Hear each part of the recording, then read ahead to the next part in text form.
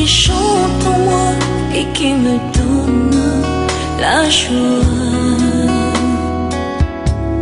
sans lequel je ne peux vivre, pour lequel je veux vivre. Le prince de l'équité m'a libéré de l'iniquité, m'a changé d'identité, je m'appelle racheté. Où irai-je encore loin de toi, celui qu'on appelle Emmanuel, mon bonheur et ma joie, mon tout, mon bien précieux. Notre parole se trouve dans le livre de Josué. Josué au premier chapitre. Chapitre 1.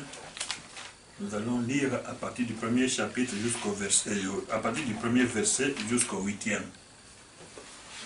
Premier chapitre, verset 1.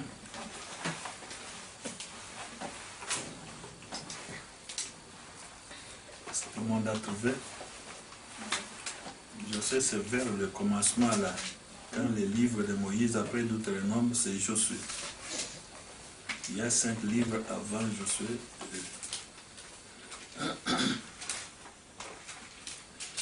Je lis la parole de Dieu. Après la mort de Moïse, serviteur de l'Éternel, l'Éternel dit à Josué, fils de Nun, serviteur de Moïse, Moïse, mon serviteur, est mort. Maintenant, lève-toi, passe ce Jourdain, toi et tout ce peuple, pour entrer dans le pays que je donne aux enfants d'Israël. Tout lieu que foulera la plante de votre pied, je vous le donne, comme je l'ai dit à Moïse. Vous aurez pour territoire, depuis le désert et le Liban, jusqu'au grand fleuve, le fleuve de l'Euphrate, tout le pays de Zétien, jusqu'à la grande mer vers le soleil couchant. Nil ne tiendra devant toi. Tant que tu vivras, je serai avec toi, comme j'ai été avec Moïse. Je ne te délaisserai point, je ne t'abandonnerai point. Fortifie-toi et prends courage, car c'est toi qui mettras ce peuple en possession du pays que je jurai à leur père de leur donner. Fortifie-toi seulement et bon courage. Et bon courage en agissant fidèlement selon toute la loi que Moïse, mon serviteur, t'a prescrite. Et ne t'en détourne ni à droite ni à gauche, afin de réussir dans tout ce que tu entreprendras. Que ce livre de la loi ne s'éloigne point de ta bouche, mais dites-le jour et nuit, pour agir fidèlement selon tout ce qui y est écrit, car c'est alors que tu auras du succès dans tes entreprises, c'est alors que tu réussiras. Que ce livre de la loi ne s'éloigne point de ta bouche, mais dites-le jour et nuit, pour agir fidèlement selon tout ce qui est écrit, car c'est alors que tu auras du succès dans tes entreprises, c'est alors que tu réussiras. Amen. Amen. C'est l'Éternel Dieu qui parle à Josué. Josué, le serviteur de Moïse, c'est un homme qui assistait Moïse dans son ministère. Je crois que Josué a commencé avec Moïse depuis que Moïse est rentré en Égypte pour libérer son peuple selon l'ordonnance de Dieu, le commandement de Dieu qu'il avait donné à Moïse. Et tout ce temps-là, pendant la sortie d'Égypte, Josué était avec Moïse. Quand ils ont traversé la mer Rouge, Josué était avec Moïse.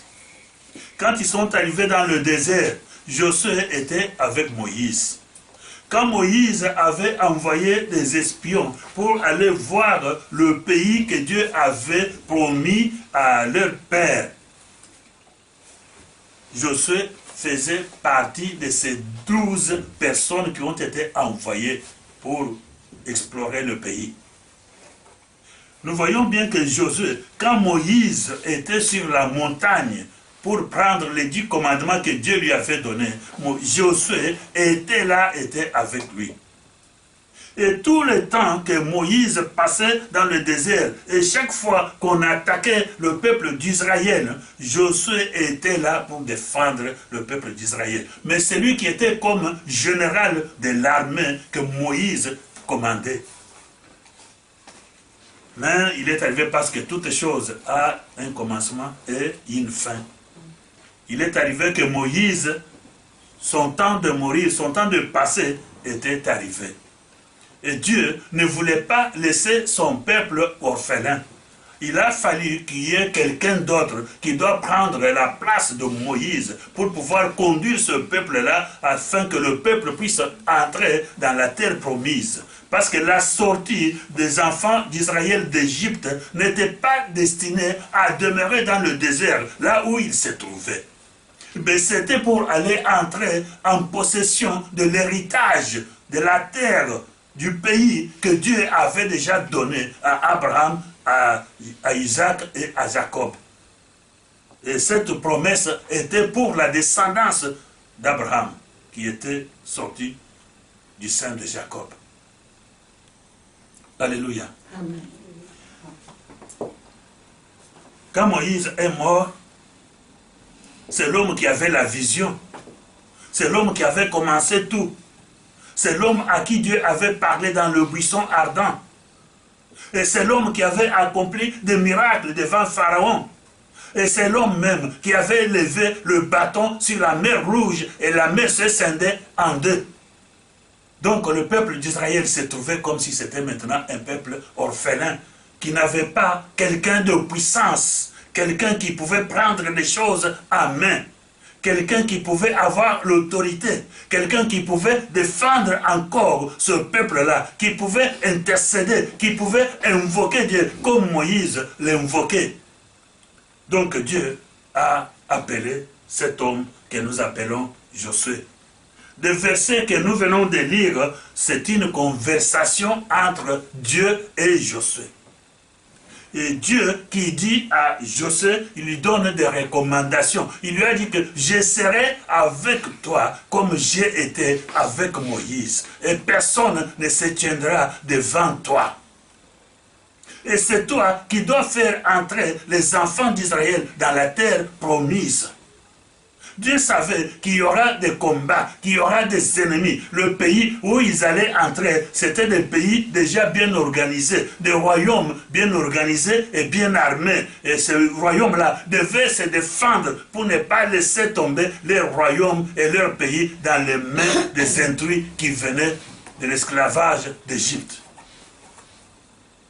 Mais Dieu a confirmé à Josué que je serai avec toi. Je marcherai avec toi. Il a dit à Josué, personne et personne ne se tiendra devant toi. Il a confirmé à Josué que là où les plantes de tes pieds toucheront, et cet endroit-là, et cette terre-là, je te la donne. Ça sera pour toi. C'est que tu vas dominer. C'est que tu vas t'emparer de cet endroit-là où tu vas arriver. Partout où tu passeras, sache bien que tu auras toujours la victoire. Mais il y avait une condition. Avec Dieu, il y avait une condition. Pour que Josué puisse accomplir tout ce que Dieu a fait, pour que Dieu puisse agir avec cet homme-là, il y a eu des conditions. Dieu dit à Josué, mais fortifie-toi. Prends courage, car c'est toi qui mettras ce peuple en possession du pays que j'ai juré à leur père de leur donner. Fortifie-toi seulement et aie bon courage.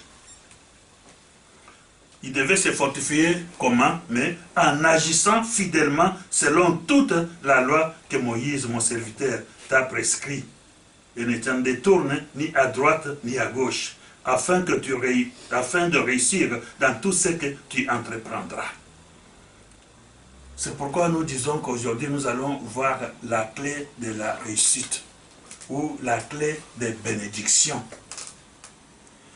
Le monde entier, beaucoup de gens, beaucoup d'hommes, beaucoup de femmes se plaignent. Beaucoup d'hommes, beaucoup de femmes, beaucoup de gens pleurent, disent qu'ils ne réussissent pas dans leurs entreprises, ils ne réussissent pas dans tout ce qu'ils font. Ils ne réussissent pas, il n'y a pas de bonheur. On peut travailler, on peut se dépenser, on peut dépenser même l'argent qu'on a, on peut investir de toute manière et de toute façon, mais ça ne marche pas, mais ça ne va rien de l'avant. Pourquoi? Aujourd'hui, nous allons voir la clé. Dieu nous parle. Je sais que nous tous qui sommes ici, nous savons bien que la Bible est la parole de Dieu et nous croyons en cela. Si la Bible est la parole de Dieu, mais cette parole, elle est vivante. Cette parole, c'est Dieu. Donc, toi, quand tu lis la Bible, sache bien que c'est Dieu qui te parle. Et quand toi aussi tu parles, sache bien que tu parles à Dieu. Et Dieu t'écoute. Si Dieu te parle, si Dieu te commande, crois en ce qu'il dit. C'est pourquoi Dieu dit à cet homme que tu réussiras. Mais seulement si ce livre, le livre que j'avais donné à Moïse, les commandements que j'avais donnés à Moïse, Josué, si tu veux réussir dans toutes tes entreprises, dans tout ce que tu veux faire, mais que ce livre ne s'éloigne jamais de ton cœur, ne s'éloigne jamais de ta bouche. On peut dire ce livre, on peut dire aussi, c'est la parole de Dieu. Que cette parole ne s'éloigne pas de ton cœur, que cette parole ne s'éloigne pas de ta bouche. C'est que Dieu voulait dire à Josué, que tu vives selon la parole de Dieu, que tu vives à la lumière de la parole de Dieu, et que tu mettes cette parole en pratique, et tu verras que tu vas réussir dans tout ce que tu fais.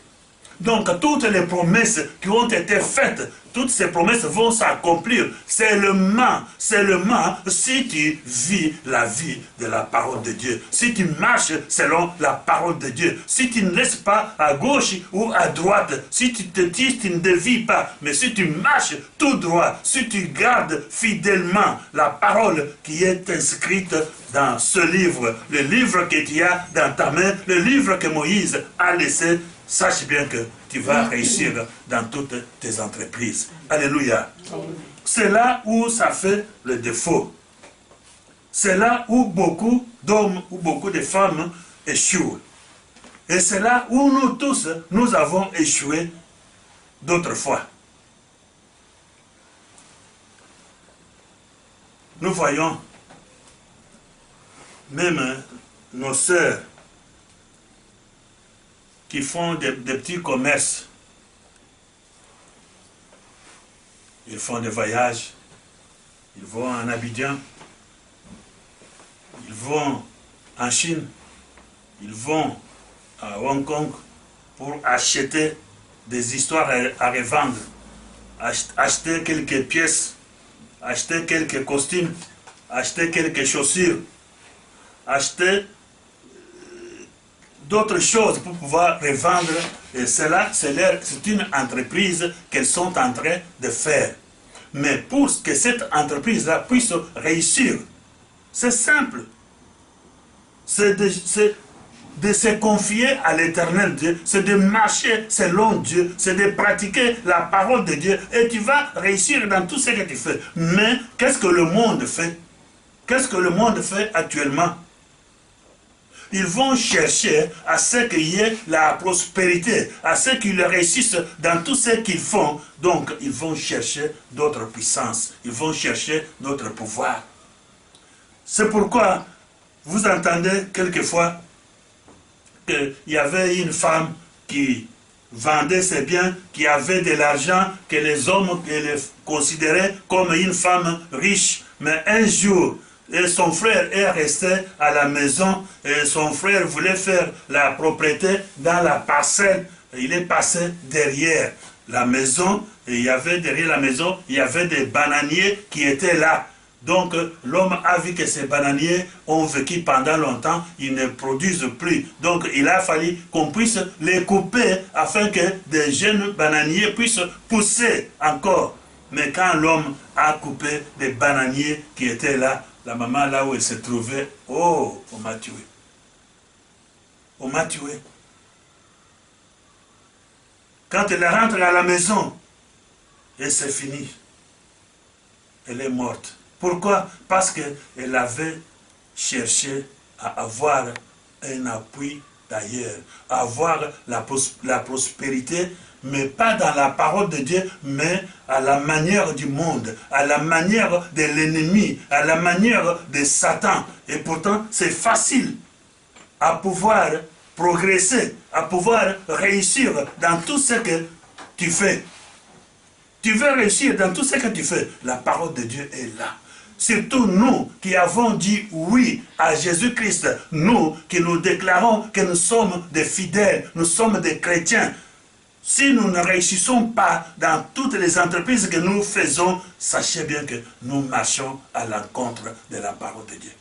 Et si nous marchons aujourd'hui, nous avons le pied dans l'eau et le pied dans la brousse et le pied dans le chemin. Et si nous ne sommes pas fermes dans ce que nous faisons, si nous ne sommes pas attachés à notre Dieu, sachez que tout ce que nous allons faire, ça sera toujours des échecs dans tout ce que nous allons faire. Tu veux réussir, tu veux remporter la victoire, tu veux avoir du succès. La parole de Dieu est là. Dieu conseille à Josué, il lui dit, si tu veux réussir dans tout ce que tu entreprendras, il dit bien tout ce que tu entreprendras. Donc tous les projets que tu as, tous les rêves que tu as, toutes les visions que tu as, tu réussiras à condition que tu mettes cette parole, tu mettes ce livre dans ton cœur, dans ta bouche, que tu ne l'abandonnes pas. Allons voir encore quelqu'un d'autre qui avait parlé à son enfant. C'est le roi David. Nous allons lire dans le livre de 1er roi, chapitre 2. Nous allons lire les 4 premiers versets. 1er roi, chapitre 2.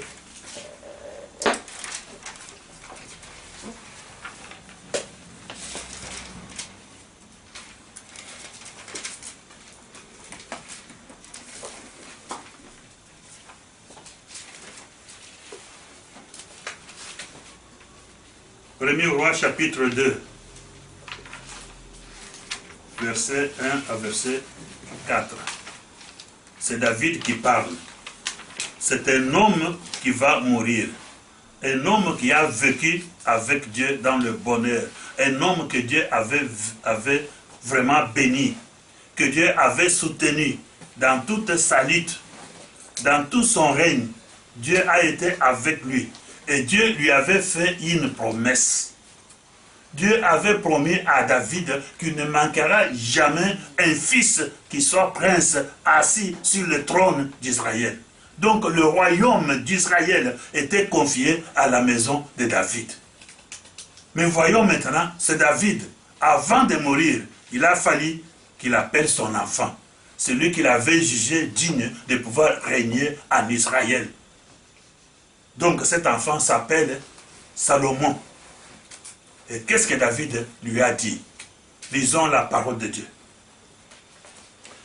David approchait du moment de sa mort, et il donna ses ordres à Salomon, son fils, en disant, « Je m'en vais par le chemin de toute la terre, fortifie-toi et sois un homme. Observe les commandements de l'Éternel, ton Dieu, en marchant dans ses voies et en gardant ses lois, ses ordonnances, ses jugements et ses préceptes, selon ce qui est écrit dans la loi de Moïse, afin que tu réussisses dans tout ce que tu feras, et partout où tu te tourneras, afin que l'Éternel accomplisse cette parole qu'il a prononcée sur moi. Si tes fils prennent garde à leur voix en marchant avec fidélité devant moi, de tout leur cœur et de toute leur âme, tu ne manqueras jamais d'un successeur sur le trône d'Israël. Alléluia. Amen. Nous voyons que c'est la même recommandation que Dieu avait dite à Josué, et c'est les mêmes paroles que David reprend maintenant pour conseiller à son fils qui devait devenir roi et régner à la place du roi David. David, comme nous l'avons dit, il avait déjà une promesse de Dieu. Et Dieu l'avait déjà promis qu'il ne manquera jamais un fils qui s'asseyera sur le trône d'Israël. Donc qui sera roi en Israël. La promesse était déjà là. Dieu l'avait déjà dite. Et personne ne pouvait l'effacer. Comme nous disons que rien ne peut éteindre la promesse de Dieu. Si la promesse de Dieu est pour toi, et cette promesse-là doit s'accomplir. Mais il y a une condition. Dieu dit à David, si tes fils prennent garde sur les voies dont ils marchent, donc cela veut dire que s'ils craignent ma parole, s'ils marchent à la lumière de ma parole, s'ils mettent en pratique la loi que j'avais confiée à Moïse, mon serviteur, et ces gens-là, à ce moment-là, la promesse que je t'ai promise va s'accomplir.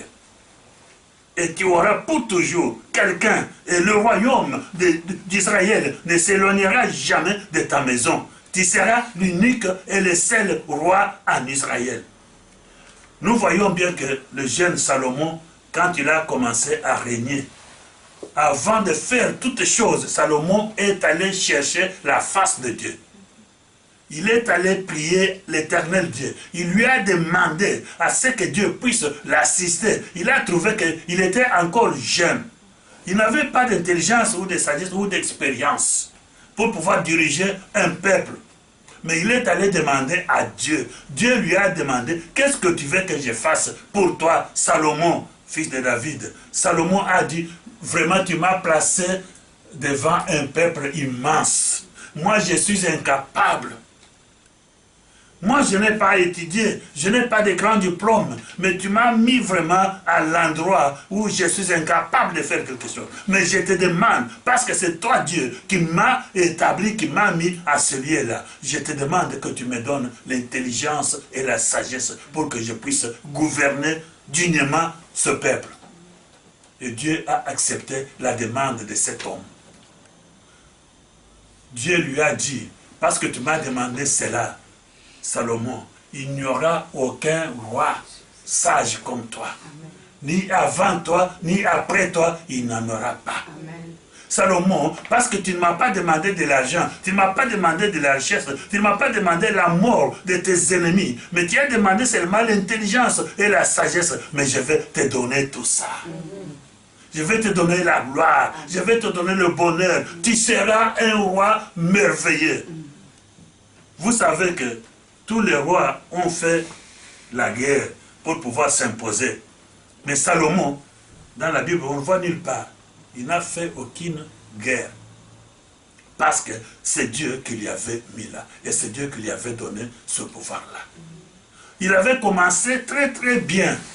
Et Salomon était un roi sage. Quand vous voyez le jugement que Salomon avait fait des deux prostituées qui étaient venues devant lui avec un enfant mort et avec un enfant vivant.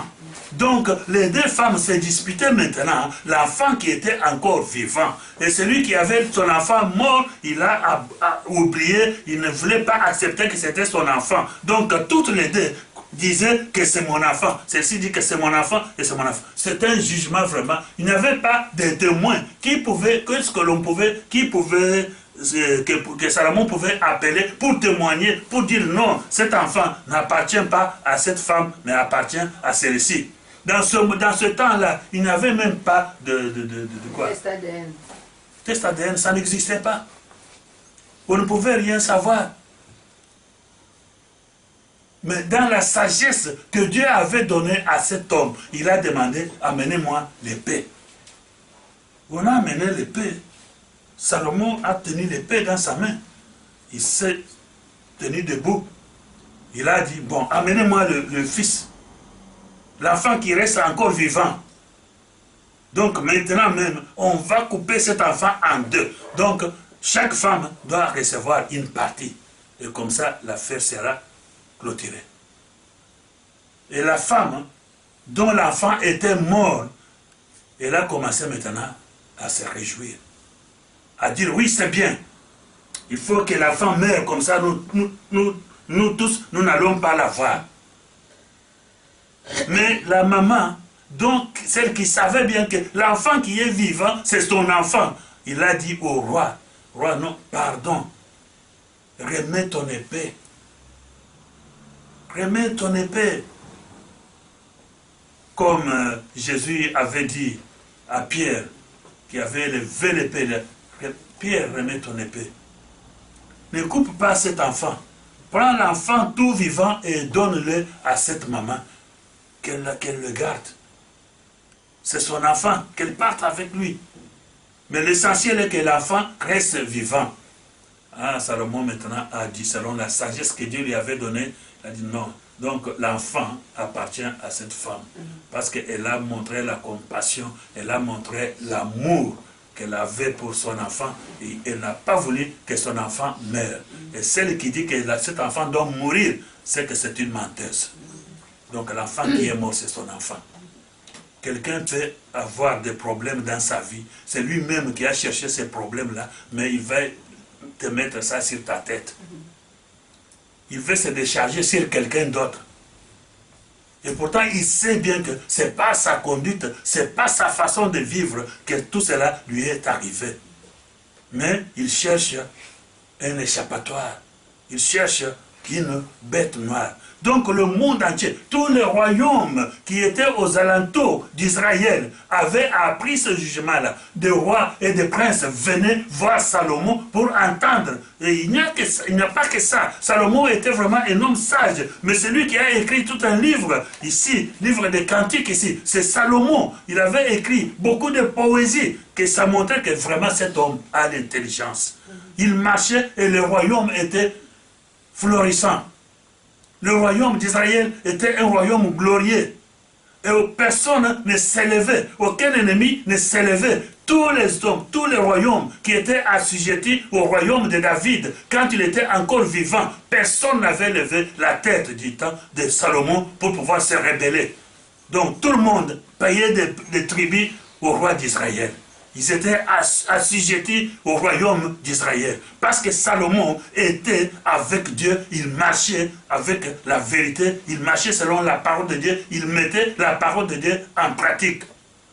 Mais le moment est arrivé que Salomon, dans la gloire que Dieu lui avait donnée, il avait maintenant laissé la parole de Dieu à côté. La parole s'est mariée à de multiples de femmes, des princesses d'autres royaumes.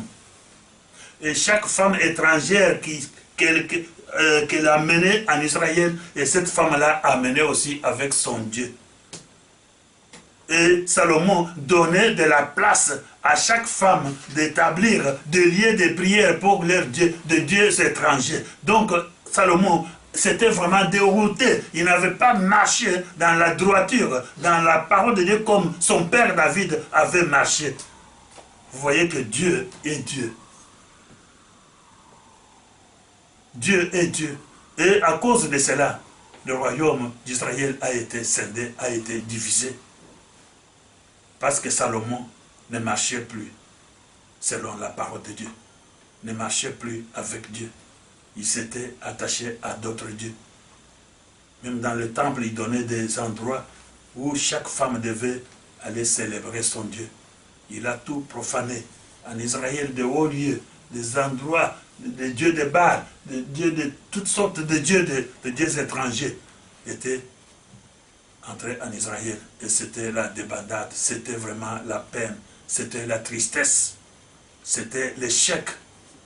C'est pour vous dire que quand tu marches avec Dieu, tu veux réussir dans tout ce que tu fais. Marche avec Dieu et garde la parole de Dieu dans ta bouche et dans ton cœur.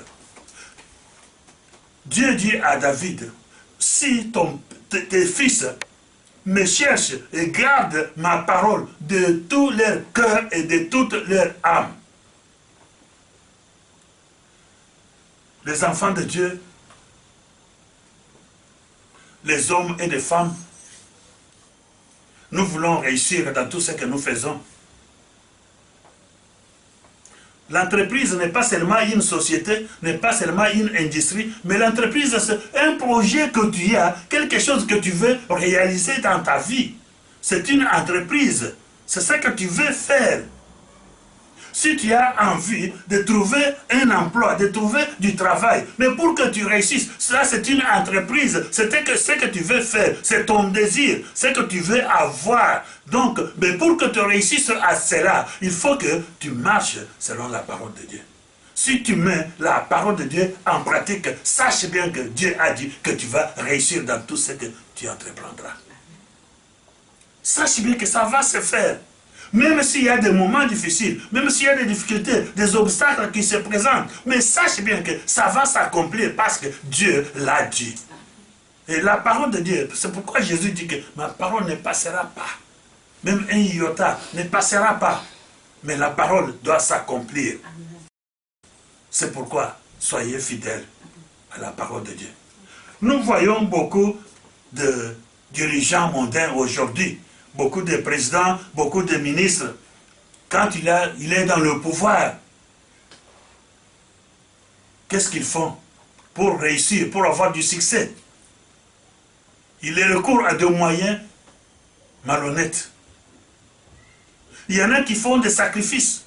Il y a des présidents et des ministres et des grands hommes d'État qui sacrifient. Il y en a qui sacrifient même leurs propres femmes, qui sacrifient leurs propres enfants, qui sacrifient leurs propres frères, leurs propres sœurs. Pourquoi? Pour avoir du succès, pour qu'ils détiennent le pouvoir, pour qu'ils ne quittent pas le pouvoir et pour que le peuple s'attache à eux et le peuple les aime. Ils versent le sang. Et pourtant c'est simple. Tu veux réussir. Tu veux que le peuple s'attache à toi. Tu veux que tu aies une bénédiction. Mais c'est facile. Mais seulement pratique la parole de Dieu.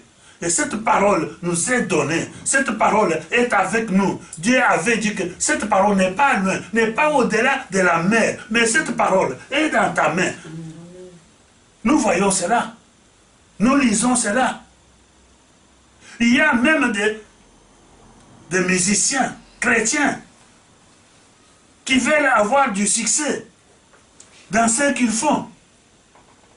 Et ils vont dans des maisons de féticheurs, ils vont dans des maisons de magiciens, ils vont voir des sorciers, ils vont voir des féticheurs, ils vont voir des marabouts pour avoir le succès dans le travail qu'ils prétendent faire pour Dieu. Mais Dieu, où est-il? Dieu est incapable de te donner le succès afin que tu réussisses dans tout ce que tu fais. C'est parce que tu ne marches pas selon la volonté de Dieu. C'est parce que tu ne mets pas en pratique la parole de Dieu. Que tout homme, que toute femme qui veut réussir dans tout ce qu'il fait, la parole de Dieu est là. Mets seulement la parole de Dieu en pratique. Et tu verras que tu vas réussir. Ce n'est pas seulement dans l'Ancien Testament. Nous allons voir aussi qu'est-ce que Jésus-Christ lui-même a dit.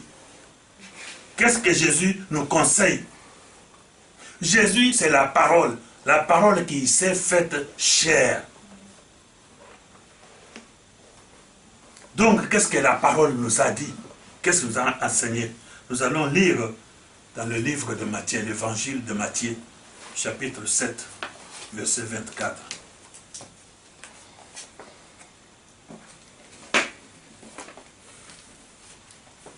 Matthieu, chapitre 7, verset 24.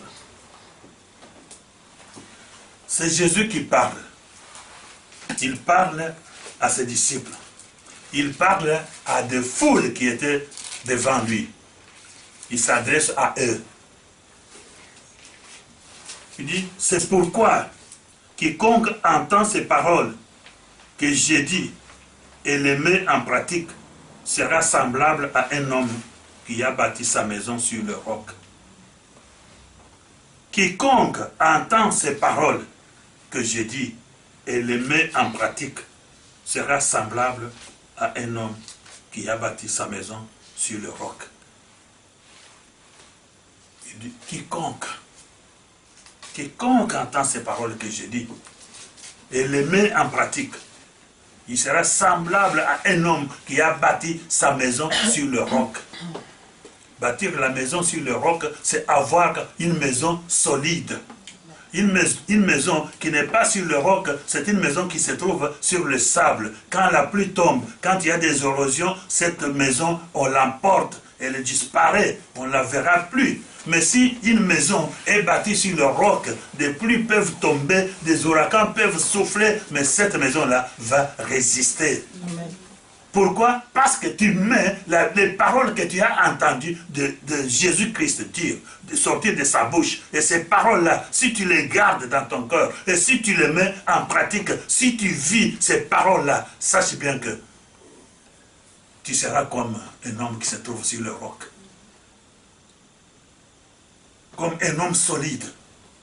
Un homme qui réussit dans ce qu'il fait, dans ce qu'il entreprend. Les hommes de Dieu, les femmes de Dieu, nous avons, chacun de nous, nous avons un ministère que Dieu nous a donné. Il y en a même qui en ont 3, 4.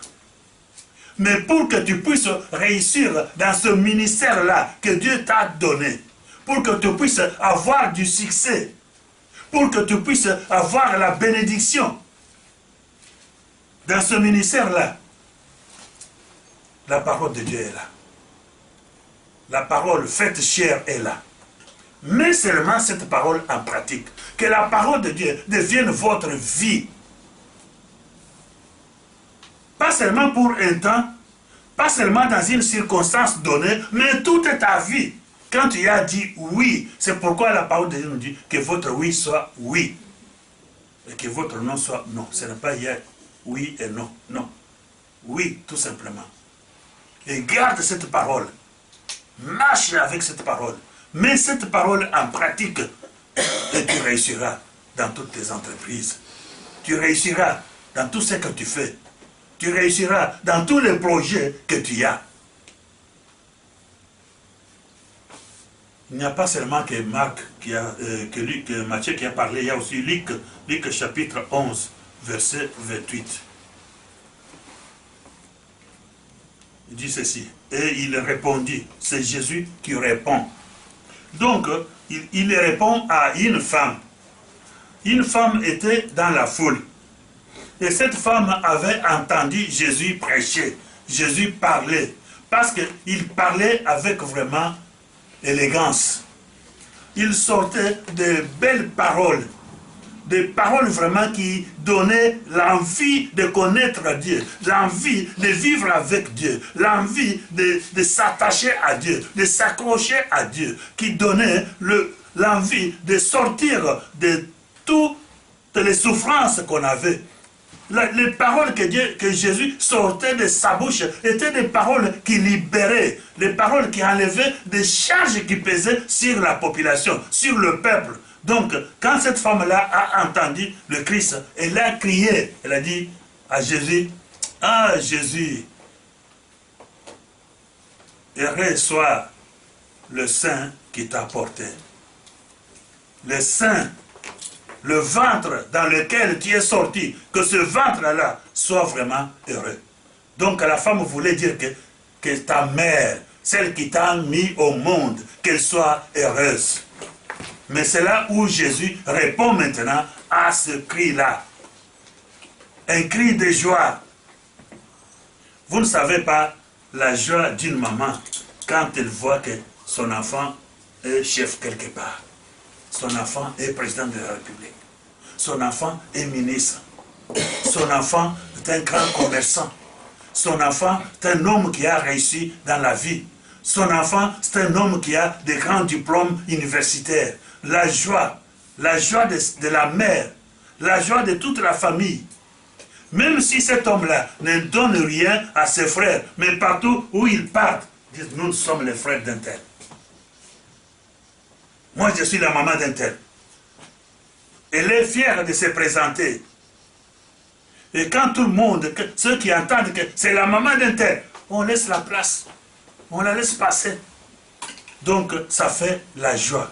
Mais Jésus dit que cette joie-là, ce n'est pas celui qui doit être joyeux, celui qui doit être heureux, mais c'est celui plutôt qui écoute la parole de Dieu et qui la garde. Jésus répond au Luc chapitre 11, verset 28, et il leur répondit, heureux plutôt ceux qui écoutent la parole de Dieu et qui la gardent. Voilà des gens qui doivent être heureux. Mais ceux qui écoutent la parole de Dieu et qui la gardent. Jésus voulait dire aussi que ma maman sera heureuse quand elle écoute aussi la parole de Dieu et qu'elle la garde. Mon papa sera heureux quand il écoute la parole de Dieu et qu'il la garde.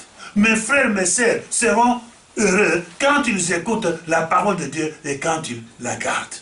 Donc tout homme, toute femme qui veut être heureux, qui veut mener une vie heureuse sur cette terre, une vie glorieuse, une vie de paix, une vie de succès, une vie de bénédiction, c'est celui qui attend, qui écoute la parole de Dieu et qui la garde.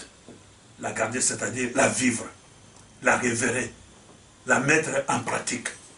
Et tu es un homme heureux et tu seras une femme heureuse. En Jean chapitre 5, verset 24, Jésus dit aussi ceci. En vérité, je vous le dis, celui qui écoute ma parole et qui croit à celui qui m'a envoyé à la vie éternelle et ne vient point au jugement, mais il est passé de la mort à la vie. Il est passé de la mort à la vie. Jean 8, chapitre 8, verset 21. Il dit aux Juifs qui avaient cru en lui, si vous demeurez dans ma parole, vous êtes vraiment mes disciples. Vous connaîtrez la vérité et la vérité vous affranchira. C'est 21 papa.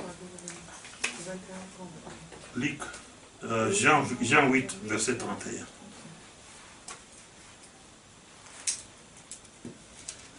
Bon, maman alikambo ezali awa na Apocalypse.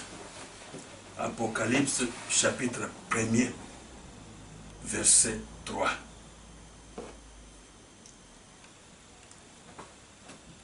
Apocalypse chapitre 1er, verset 3.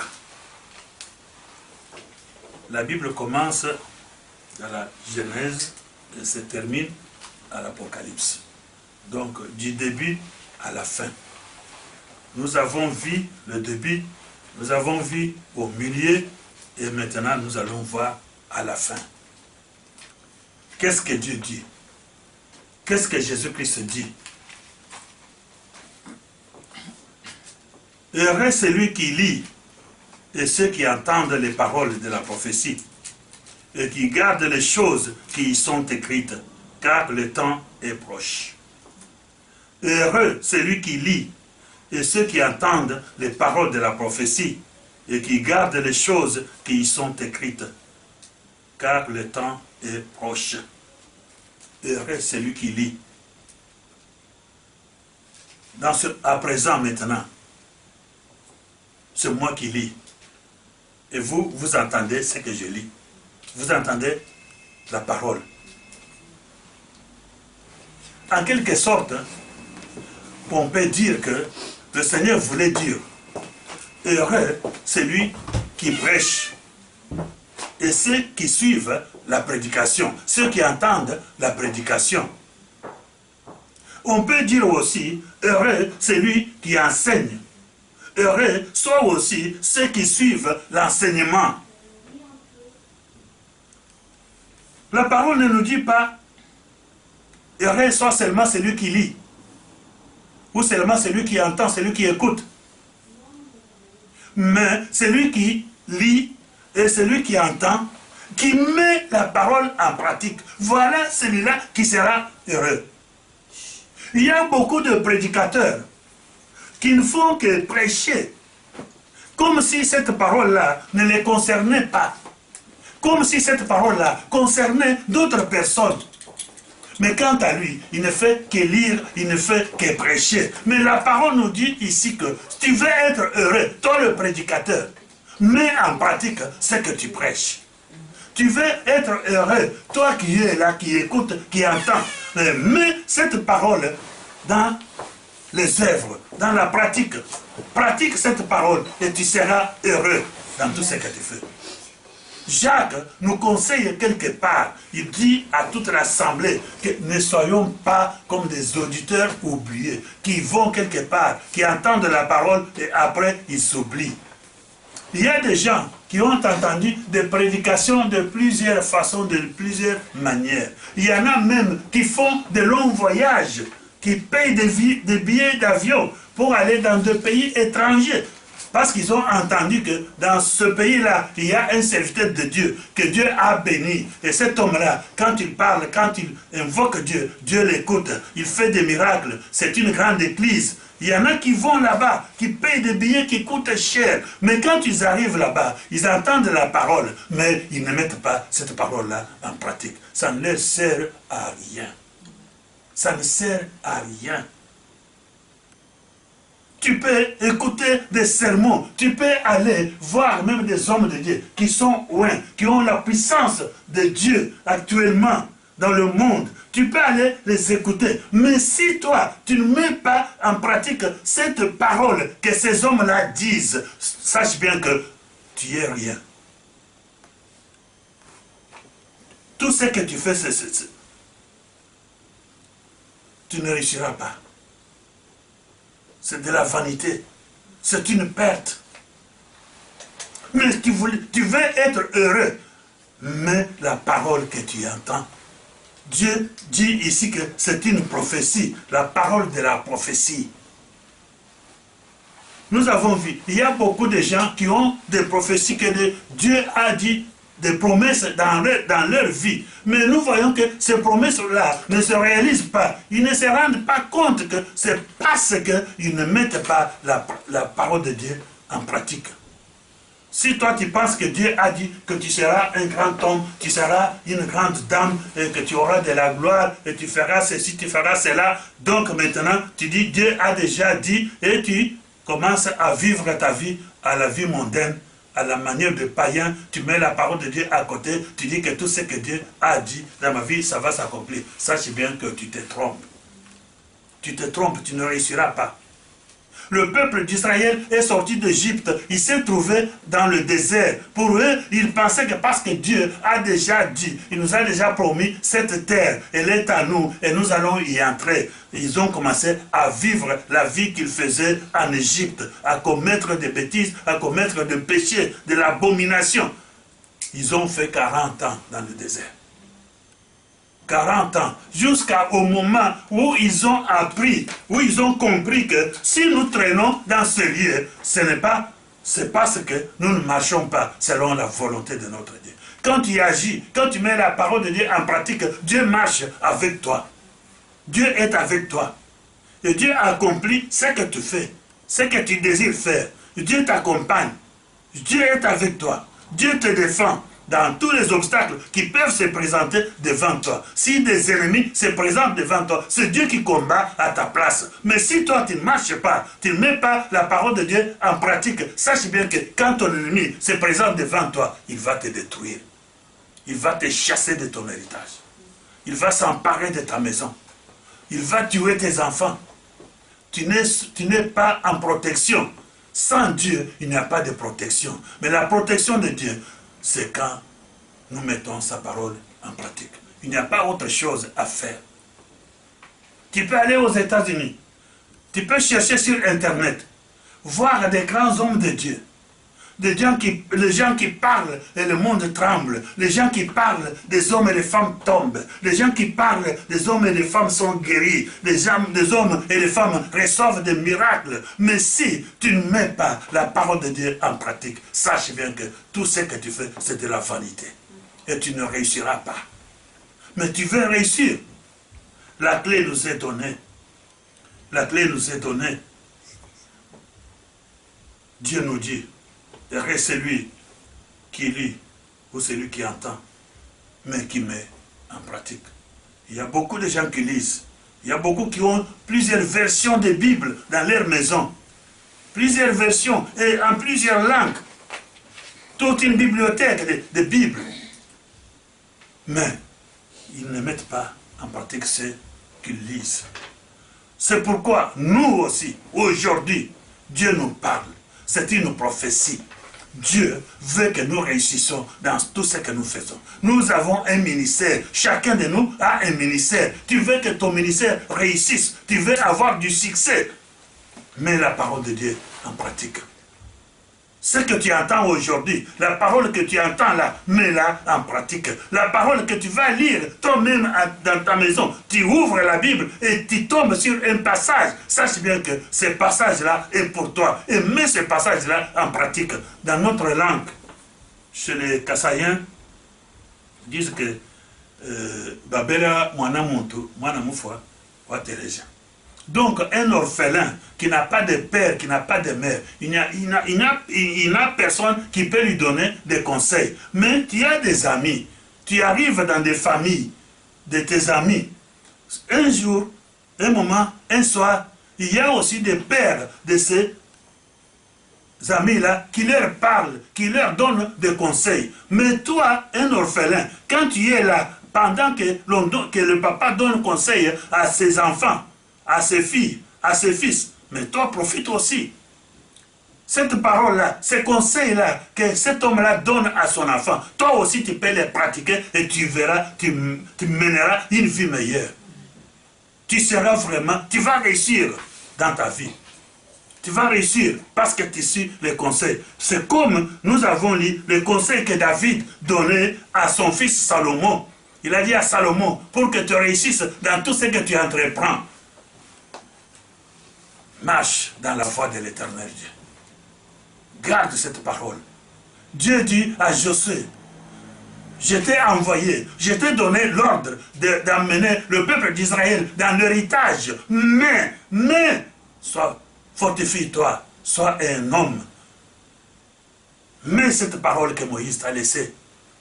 Des tables là, des pierres que tu as dans ta main, Josué. Garde-les.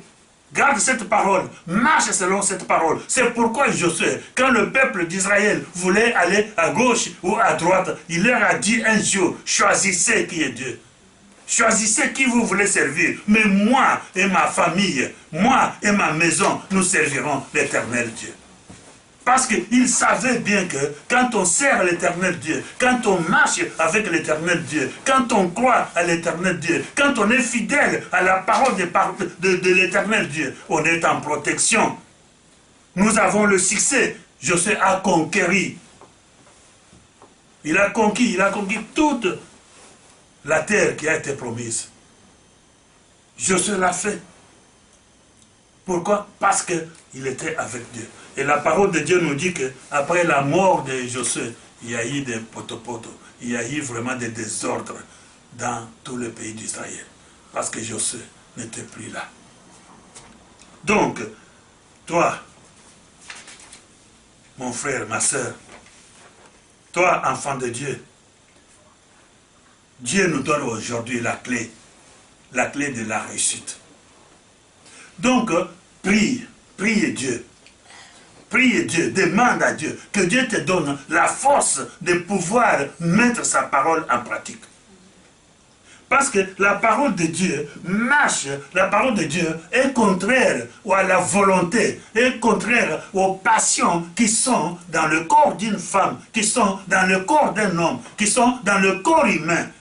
Mais Dieu nous demande de ne pas obéir à ces passions-là, mais d'obéir seulement à sa parole, afin que nous puissions marcher selon sa parole. Voilà, c'est là où la bataille, c'est là où nous avons le combat de tous les jours. Mais pour que tu puisses remporter la victoire, pour que tu puisses vaincre ce combat-là, prie l'Éternel Dieu. Demande à l'Éternel Dieu, qui te donne le pouvoir, qui te donne la force, qui te donne le courage de pouvoir marcher selon sa parole, de pouvoir voir la nullité de toutes les choses mondaines qui ne servent à rien, qui sont là que pour servir seulement le corps, mais l'âme est perdue. Dieu est capable. Jésus a dit quelque part, mais si vous les méchants, si vous les hommes de ce monde, il y a vos enfants qui vous demandent du poisson, est-ce que vous pouvez donner du serpent?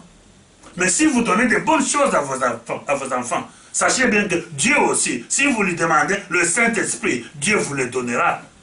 Parce qu'il est votre Père. C'est ça que Dieu veut. C'est ça le travail du Saint-Esprit. C'est pour que nous puissions avoir la force, la puissance de marcher selon la volonté de Dieu. Marcher selon la parole de Dieu. Les hommes de Dieu aujourd'hui, ils ont mis la parole de Dieu à côté. Ils vont chercher la puissance. Ils vont chercher le succès. Ils vont chercher la prospérité ailleurs, là où ça ne se trouve pas. La parole de Dieu nous dit que c'est la bénédiction de Dieu qui enrichit. Si tu es béni de Dieu, et tu es béni. Et c'est une bonne bénédiction. C'est une bonne réussite. Si tu vas ailleurs, on ne fera que te pousser dans le temps de feu. Combien de gens qui ont besoin d'avoir de l'argent, à qui on a conseillé de coucher avec leur mère, de faire l'amour avec leur mère, de coucher avec leur sœur. Si tu fais cela, tu auras de l'argent, tu auras du succès. Si tu fais cela, tu auras le pouvoir. On ne te chassera pas. Tous les peuples vont s'attacher à toi. On ne croira qu'en ce que toi tu dis. Tu vois où est-ce que le monde amène les gens? Et pourtant, il suffit tout simplement de marcher dans la vérité, de marcher dans la parole de Dieu, à la lumière de la parole de Dieu, et tu réussis dans ta vie. Tu réussis dans ta vie, tu réussis dans tes entreprises, et partout où tu mets des plantes de tes pieds, là tu réussis, parce que tu marches avec l'Éternel Dieu. Donc les enfants de Dieu, prenons maintenant la décision. Que chacun prenne maintenant la décision. Tout le monde qui entend les paroles de cette prophétie, là nous prophétisons. Là je prophétise, car le temps est proche. Le temps de ta délivrance est proche. Le temps de ta guérison est proche. Le temps de ta réussite est proche. Le temps de ton mariage est proche. Le temps de ton travail est proche. Le temps décrocher ton diplôme est proche. Le temps que tu sois heureux, que tu mènes une vie heureuse est proche. Mais mets les paroles de cette prophétie dans ton cœur. Garde-les dans ton cœur. Marche avec cette parole. Marche à la lumière de cette parole. Et Dieu t'éclairera. Et Dieu sera avec toi.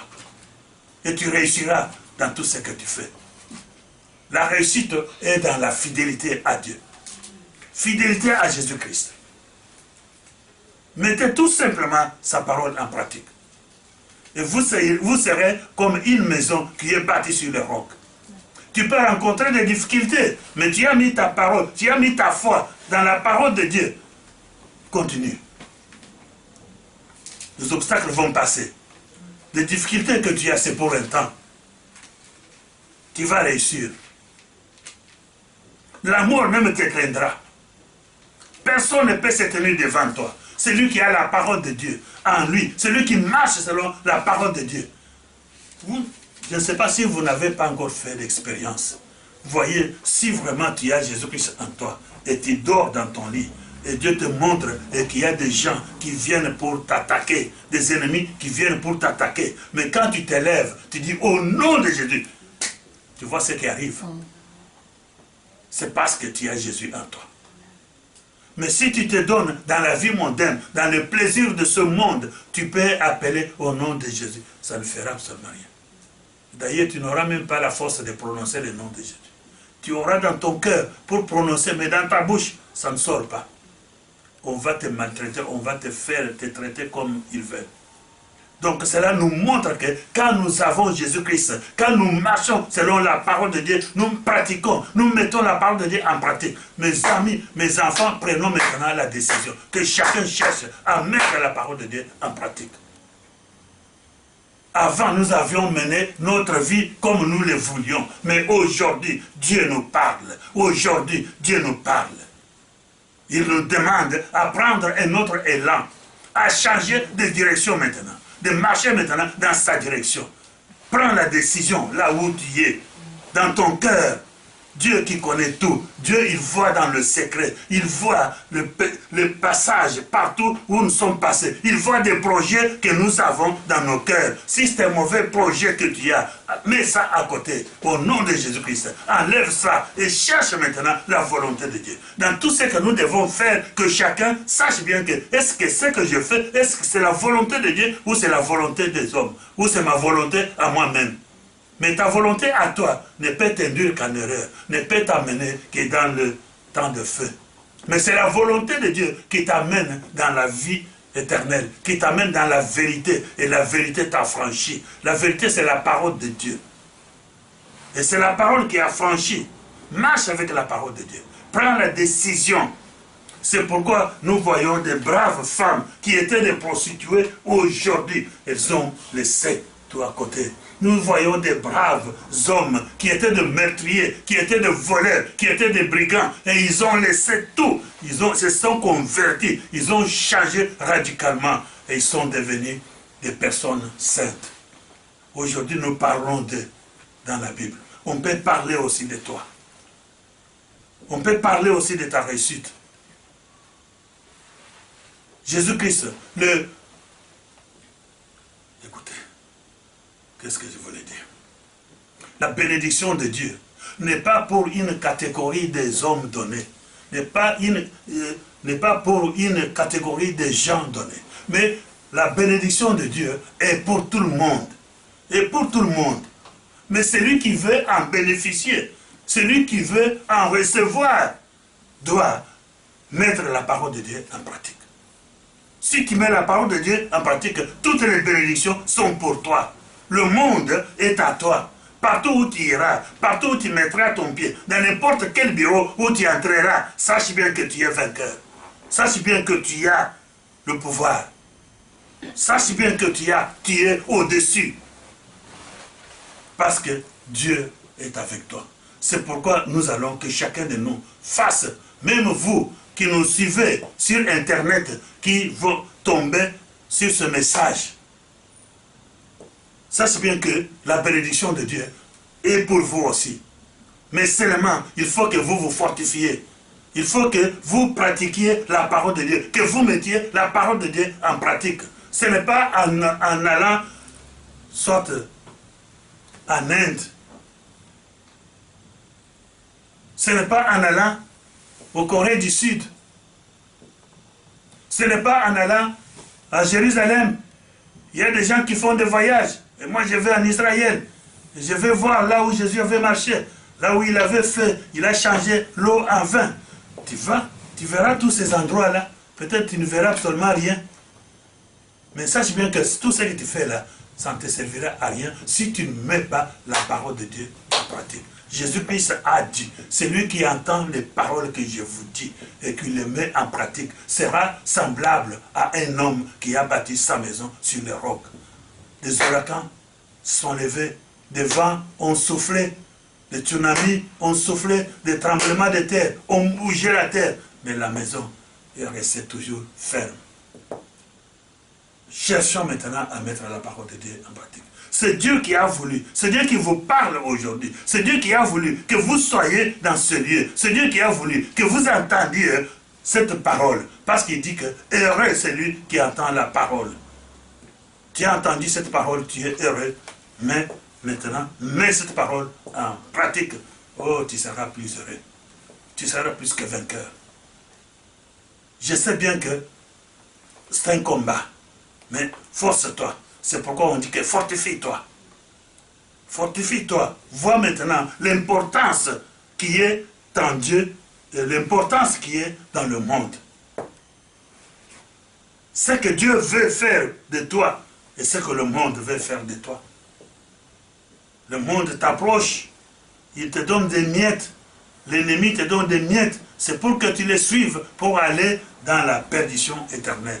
Mais Dieu veut que tu aies la vie éternelle. Parce que lui-même dit que Dieu a tant aimé le monde. Il a donné son Fils unique afin que quiconque croie en lui ne périsse point, mais qu'il ait la vie éternelle. Lui-même, il a dit que c'est lui qui croira en moi. Sur cette terre, il aura 100% de tout ce qu'il aura abandonné. Et dans le siècle à venir, il aura la vie éternelle. Voilà le but d'un chrétien. Ce que le chrétien cherche, c'est la vie éternelle. Mener une vie meilleure, mener une vie de prospérité, mener une vie tranquille, mener une vie de réussite et après tout, entrer dans le royaume des cieux. Après tout, avoir la vie éternelle. Voilà un homme et une femme qui peut dire que je suis heureux. Que cette parole puisse nous fortifier. Notre demande, même dans ta maison, là où tu vas aller, prie, demande à Dieu. Évidemment, j'insiste, demande à Dieu, dites à Dieu que Dieu, donne-moi la force de pouvoir mettre ta parole en pratique. Entendre, c'est facile. N'importe qui entend, même les enfants entendent. Mais c'est mettre en pratique ce qu'on entend. Mais demande à Dieu. Dieu te donnera la force, Dieu te donnera la persévérance, Dieu te soutiendra, Dieu marchera avec toi et Dieu sera avec toi parce que tu fais un effort pour pouvoir garder sa parole. Moi aussi j'ai fait un effort pour pouvoir garder sa parole. Toute la vie passée derrière, oublions ça, oublions ça. Et aujourd'hui, commençons maintenant, commençons un nouvel élan, une nouvelle marche. Nous allons dans une nouvelle direction, dans une nouvelle alliance avec notre Dieu, avec notre Seigneur. Et il marchera avec nous. Il a dit que voici, je serai avec vous jusqu'à la fin de ce monde. Il peut y avoir des tumultes, la guerre, la débandade, des calomnies, tout ce qui peut arriver. Ça doit arriver. Mais il est avec nous jusqu'à la fin de ce monde. Que Jésus-Christ soit avec vous. Amen. Amen.